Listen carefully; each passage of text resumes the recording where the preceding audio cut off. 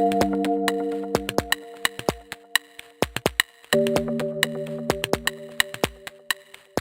good afternoon, everybody, and welcome to what I think is going to be another interesting and exciting fireside chat. Joining me today is Bill Wood, CEO of Sylogist. By way of introduction on my part, I will be the moderator. My name is Nick Agostino, and I'm the Diversified Technology Analyst here at Laurentian Bank Securities. Before we start the fireside chat, just some quick housekeeping items. Please ensure your microphone is on mute as an attendee and that your camera is turned off during the session. And please ensure your name appears on screen so we can properly address any questions you may have. With regards to questions, please feel free to use either the hand feature, or you're also welcome to submit your questions through the chat, and we'll get to them as soon as possible. And then finally, you'll just note that the questions will be moderated by my colleague, Jordan Simon, who's also handling any technical issues should they arise. So with that, we'll get started. So Bill, thank you for joining us this afternoon. Oh, my pleasure. I look forward to it. So my first question, Bill, is, and I've asked this question to a lot of the SaaS companies that we've been talking to this morning. I think it's quite appropriate here as well. Now that we're 2 years into this pandemic, can you maybe discuss what have you learned about your customers and the public sector ERP market that you are operating in? And what do you think, and by that I mean, what have you learned about them during this pandemic that maybe you didn't realize pre-pandemic? And what do you think that your customers have also realized as they've kind of worked their way through this pandemic, that maybe they come out of this thing more knowledgeable when it comes to what you bring to the market? It's an important factor as we look at the public sector community that we serve. I would say, while we always knew, my lens is 30 years in this space, that they're not bleeding edge or even early adopters of technology. I believe that COVID and then the subsequent surge of Omicron, I think, really forced the idea that an on-premise posture is compromising. And I think the idea of if it isn't broke, don't fix it. If it isn't something that's urgent, do we really need to tend to it now? Let the next person who's going to come in when I leave here in 3 or 4 years take that project on. Well, those perspectives now, I think, have now been fast forwarded to in a way that I don't think anyone could have ever imagined, because of the realities that they faced as our customers serving their customers. And so undoubtedly the increased and accelerated appetite, and in their own mind the justification for SaaS has been an extraordinary phenomenon that I think we are well positioned to be able to help with. Another thing I would say is how truly comfortable they were with status quo, and I think to that end, that is something that it rocked all of our worlds, and certainly in the public sector space, we're seeing that is something that they now feel they must address, as I just mentioned. And a couple other quick points. I feel that the partnership with Sylogist versus other vendors held strong for our customers at a time when possibly they were scrambling to try to figure out what they could do, how they could offer services that maybe they weren't on a self-serve basis. And I think Sylogist as a partner really was able to show its true strength and colors in terms of how we helped our customers navigate very difficult times. I think superior to other competitors that were maybe not as focused on the spaces, but really were spread across other markets. Us being just in the public sector space, I think gave us an ability to really be thoughtful about the services and expertise we were trying to rend and complement the team. And to that end, I think now going forward, we're not seeing RFPs that don't mandate SaaS coming from the markets we serve. And that was something that I think was more of a nice to have, not a demand. And I think that has been brought forward. So new business, we're seeing that whole posture has changed materially as well. Okay. So next question. Recently, we saw that the U.S. federal agencies received, I think it was about a 6.7% budget increase through what was a $1.5 trillion infrastructure spending bill. And in Mhm. fiscal Q1, I think we saw some early signs of that trickling down to local agencies and municipalities. Can you give us an update on what impact that infrastructure bill is having on your top line and prospects that you are scouring in the market?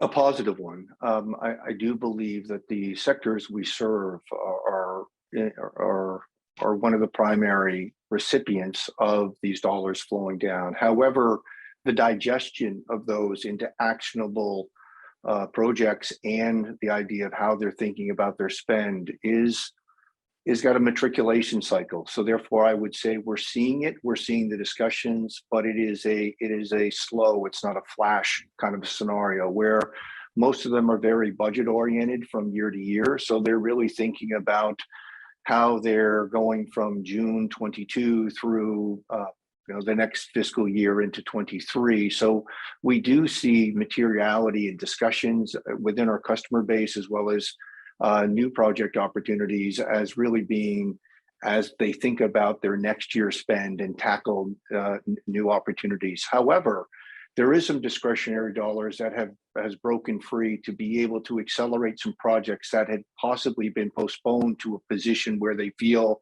it just wasn't acceptable. And to that end, we're seeing some projects kick in and work at a much faster pace because I think there are some dollars that are extra dollars right now in their current budget that they can put to that to be able to move forward. So we're seeing it having a very positive sign in our communities that we serve.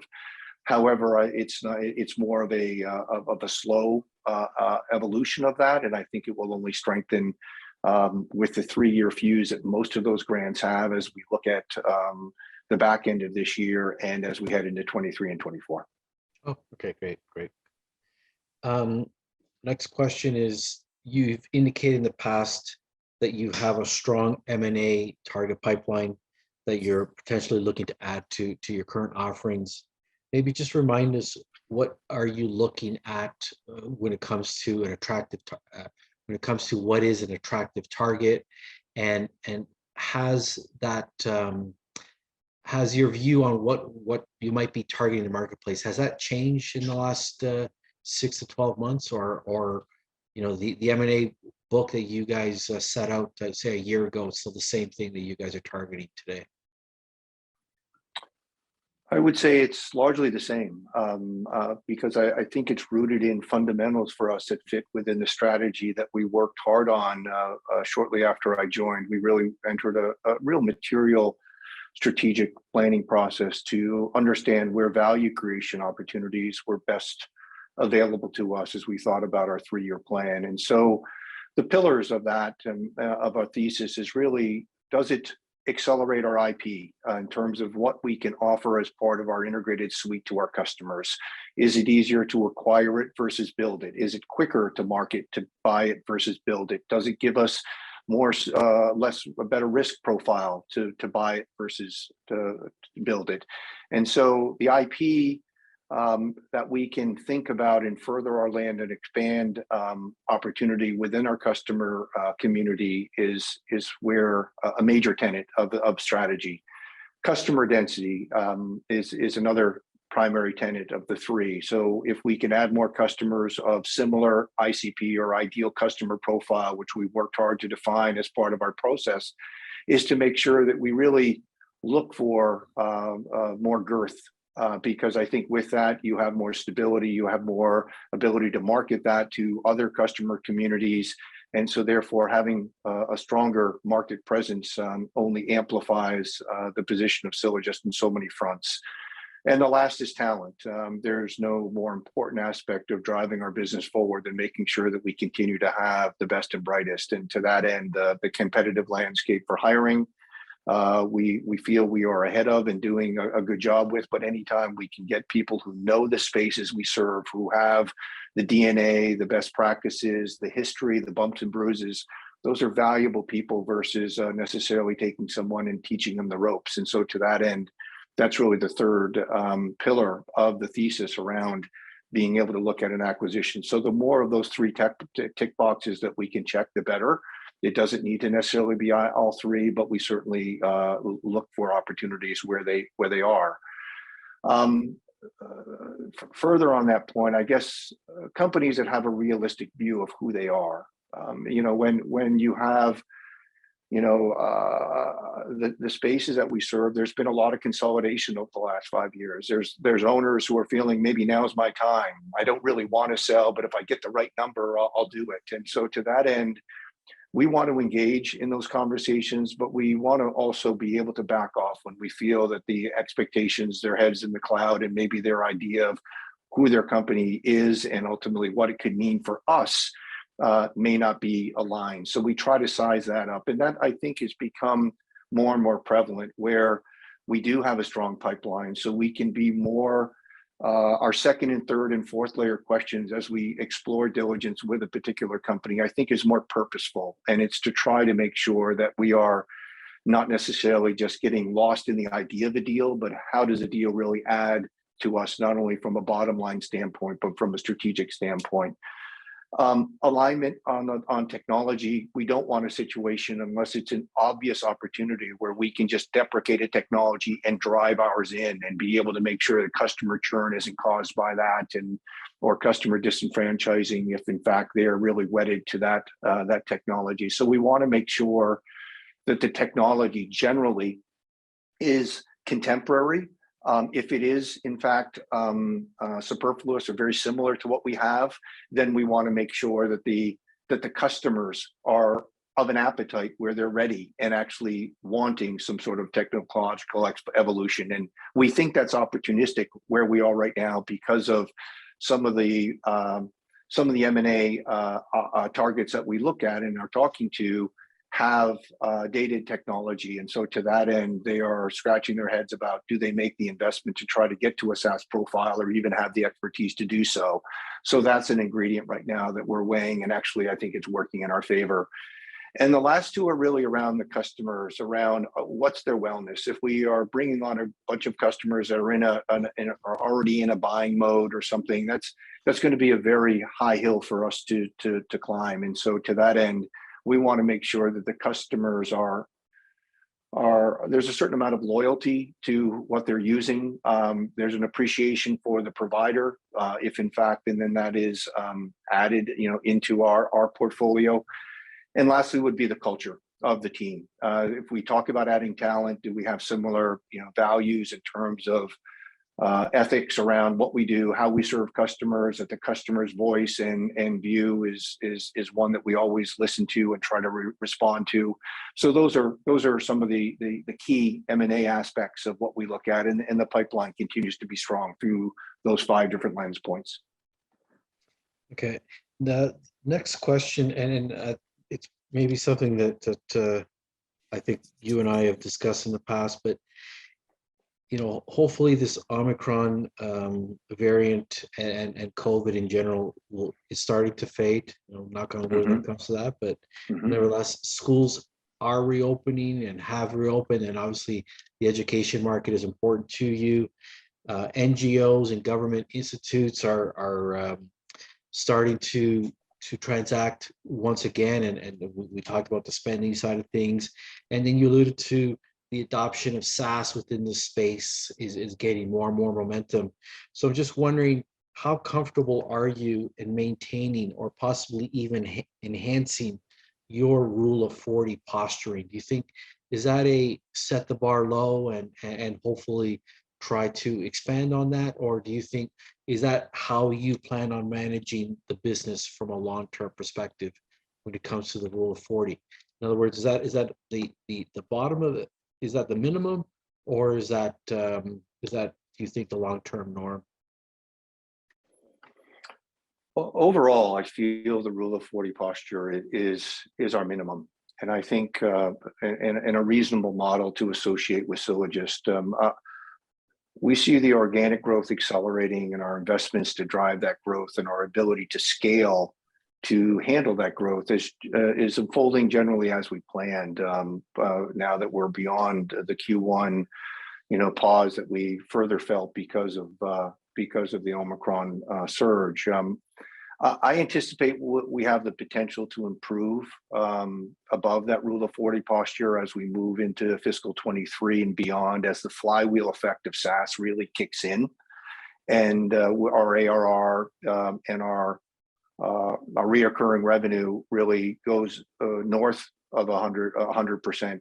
Right now, we're about 99%. I think we can push that well above 100%, and that's as much passive revenue as we can drive, the better. But SaaS certainly allows that flywheel effect and compounding effect over time to start to work to the positive of both profitability and the idea of supporting our growth profile. So I do feel that is a posture that we are committed to, and I feel that we have the potential to exceed, both in terms of the growth side, and if there really is strong growth that is occurring, we'll invest behind that. And so ultimately, I wouldn't get locked into a 10-30 or 15-25. I think it's really, how do we make sure that we're using capital to drive value creation? And to that end, I don't think any shareholder should look off the opportunity for us to be investing behind where we see growth occurring. And if that's sustainable growth, go get it.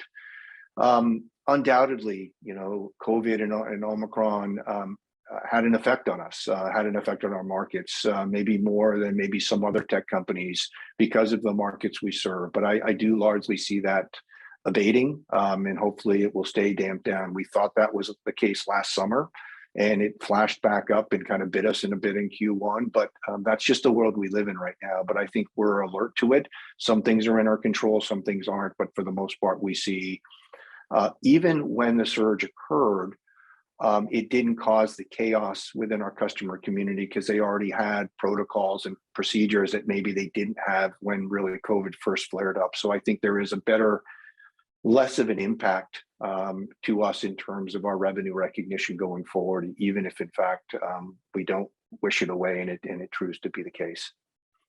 And the last I say is a positive is our partner and channel activities is ticking up. And I think that's a very positive signal relative to us keeping our overall cost structure, not to have to continue to add headcount for associated revenue. We can look at partner and channel sales, which really I think is a valuable part of our strategy going forward. And we're starting to see positive signals within that community that just weren't there in the past.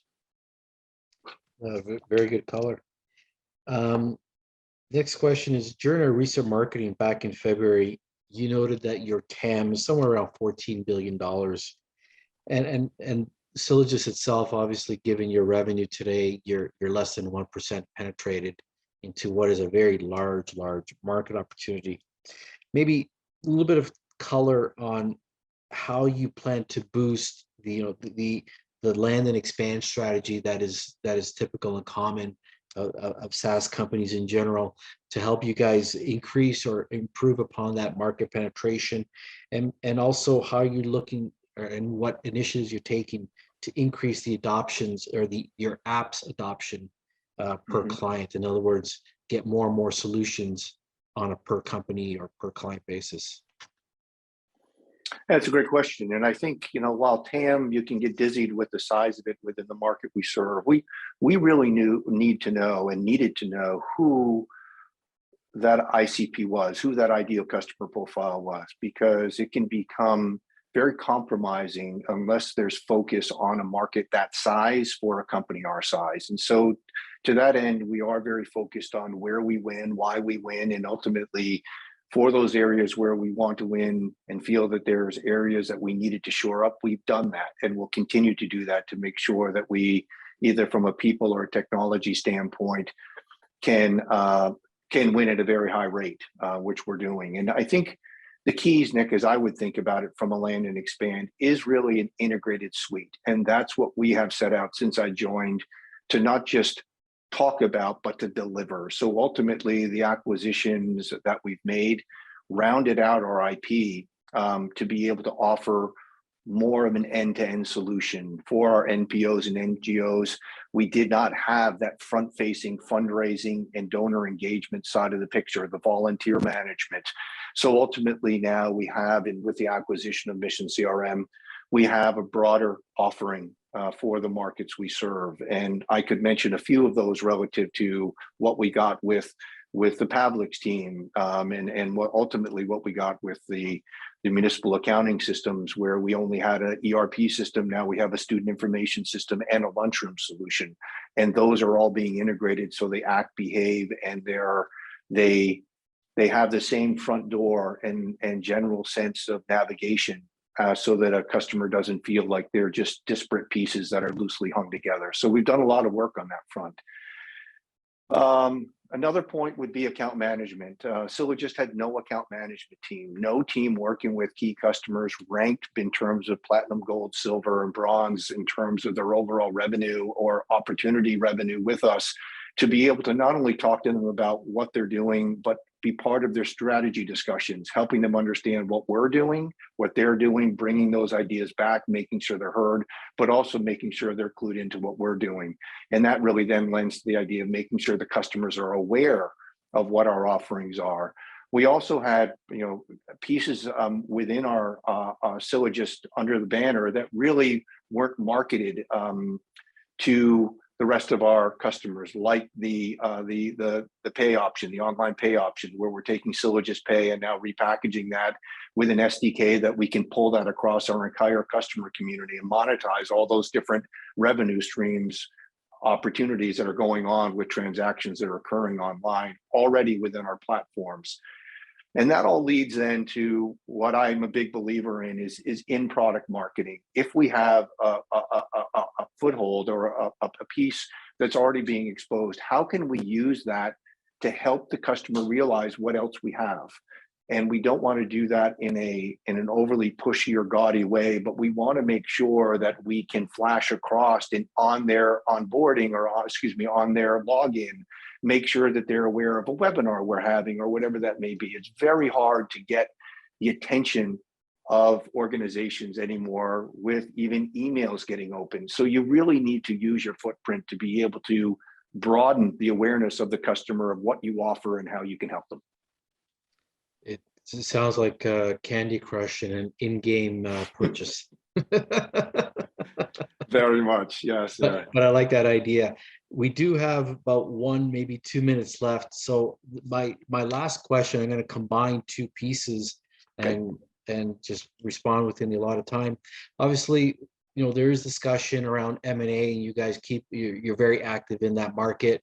But I think you've also said, R&D is a certainly critical aspect of what you guys are looking to do, and making sure you're adding more features and trying to do so at a faster rate, just in response to client demand.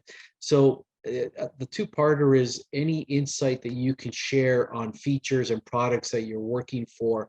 Maybe it's for 2022, maybe it's for 2023, maybe a little bit further out. And then a part B to that question is obviously talking about government type contracts and cybersecurity and all that stuff. Is cybersecurity something that is key to your customers as far as getting their contracts? And if so, is it a technology that you need to go out and acquire, or is it a technology that you need to partner with, or is it maybe just not that important to your client base? First part, I mentioned Sylogist Pay. It's a big asset, and it really can be quite a material aspect of how we think about growth going forward and value creation. Another, area where we're leaning in on is the unified community solution, if you will. We did have a legacy solution. We do have a legacy solution, but we did our market homework extensively and feel that that's an opportunity in North America. And we're ultimately leaning on that front to be able to leverage the Navigator platform and ERP, and then build out those pieces that are required for a municipality, a mid-sized municipality that we have identified as part of our ICP. So we're excited about both those initiatives. On the cybersecurity front, it's paramount. I mean, there is nothing when we're talking about the customers we serve. There is financial data. There's all sorts of information. It may not be a social security number, but there's a lot of information about what they've done, how they interact, what they support, but there's also financial transactions as well. So we've really upped our game. I think bringing in the CTIO that I did, she has strong chops on the security side. We did a top to bottom review of not only our security posture, but that as a SaaS provider to our customers, and ultimately our Microsoft and Azure footprint that we have. We're certainly benefiting from all of Microsoft's, I guess, diligence and resources relative to that. So we feel we're not trying to put them in a co-located kind of server suite somewhere that we're managing. We're trying to get in all of our posture for net new and all upgrades are into a true secure SaaS environment where we have high confidence that we can assure our customers that their data is safe. And in the Pavlik's acquisition, part of their workforce and offering was in the managed service side. And actually, we see managed services as a service, as a valuable opportunity to offer to our customers as they think about their SaaS profile and make sure that it's as buttoned up as it can be. So we feel good about where we are on that front, and we think we're ahead of the game relative to what our customers are looking for. Excellent, excellent. I appreciate the color there as well. That does bring an end to this fireside chat. We have unfortunately run out of time, but Bill, thank you so much for joining us today. Always a pleasure to speak with you. And to all our attendees, I also thank you guys for joining us. Hope you guys found the session to be informative.